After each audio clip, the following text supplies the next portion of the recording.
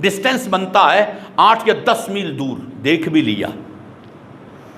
और कमाल का जुमला इमाम फखरुद्दीन राजी ने लिखा है, फरमाया कि उस चूंटी ने इनको कहा अंदर चले जाओ। देखा सुलेमान अलैहिस्सलाम की जलालत, सुलेमान की हैबत, एक तरफ परिंदे, ऊपर बादल, ये सिस्टम चल रहा है, एक अजीब अल्लाह की नेमतों का मजमुआ चल के आ रहा है। उस चूंटी ने कहा कि उदखुलू मसाकिनकुम, अपने अपने बिलों में घुस जाओ। ला यहतिमन्नकुम सुलेमान व जुलूदुहु वहुम ला यशऊरून, तुम्हें कुचल ना दे। का इनको अंदर घुसाने का एक बड़ा मकसद ये था कि ये अल्लाह की नेमत देखकर खुद नाशुक्रे ना हो जाए। ये जब देखेंगे ना कि सुलेमान पर इतनी अल्लाह की नेमतें हैं, ये बादल, ये हवा, ये जिन, ये परिंदे, ये सारा निजाम, और इतनी हैबत, जलालत, इतनी ताकत और पावर, कहीं ये मायूस ना हो जाएं।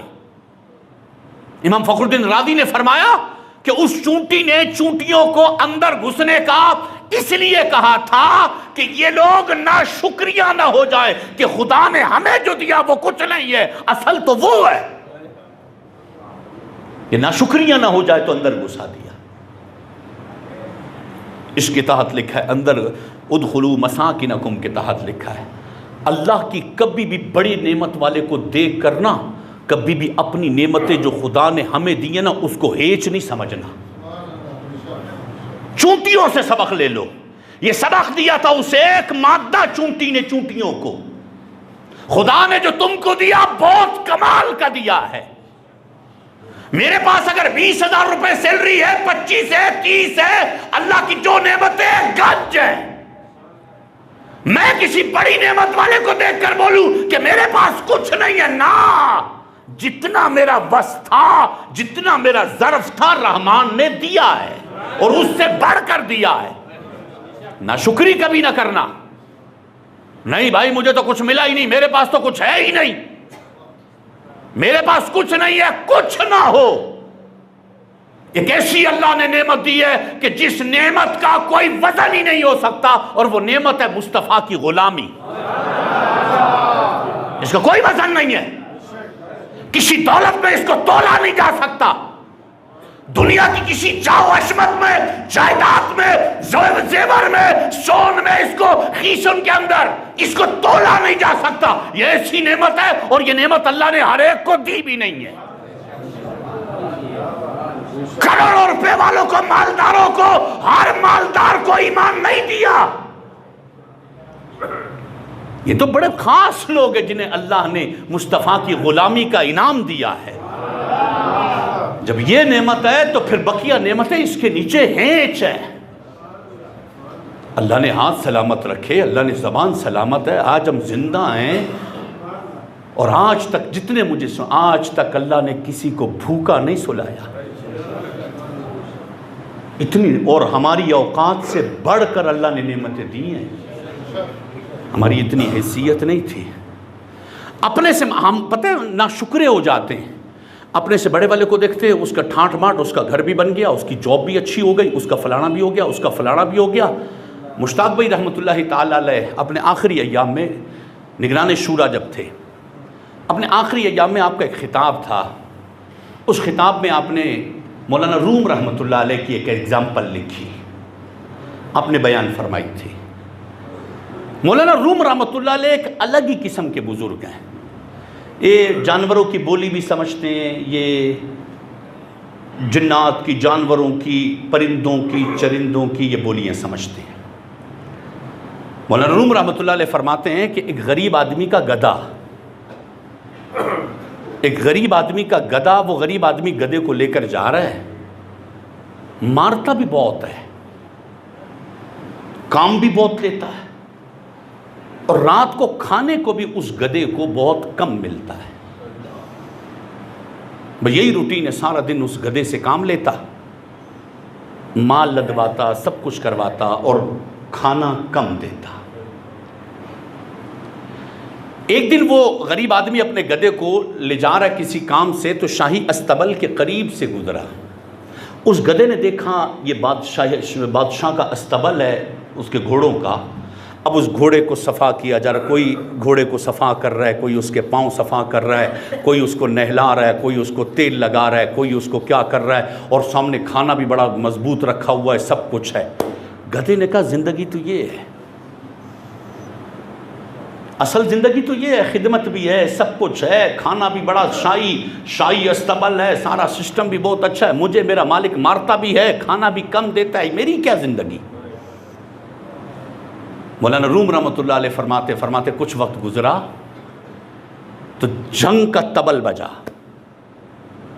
जब जंग का तबल बजा ना, तो वही घोड़े के जिनको सफ़ा करके तैयार हो रहे थे, तेल लगे हुए थे, अच्छा खाना था, सब कुछ था, सारा कुछ था ना, उस पर फिर सिपाही सवार होके मैदान में जा रहे हैं। मौलाना रूम रहमतुल्लाह अलैह फरमाते गधा देख रहा है। अब जब मंजर जब वापस आया ना, अब किसी घोड़े का टांग टूटी हुई है, किसी के पिछली टांग टूटी हुई है, किसी को 2 तीर लगे हुए हैं, किसी को 5 तीर लगे हुए हैं, किसी को तलवार लगी हुई है, कोई जख्मी है, कोई गिर रहा है, कोई चीखें मार रहा है।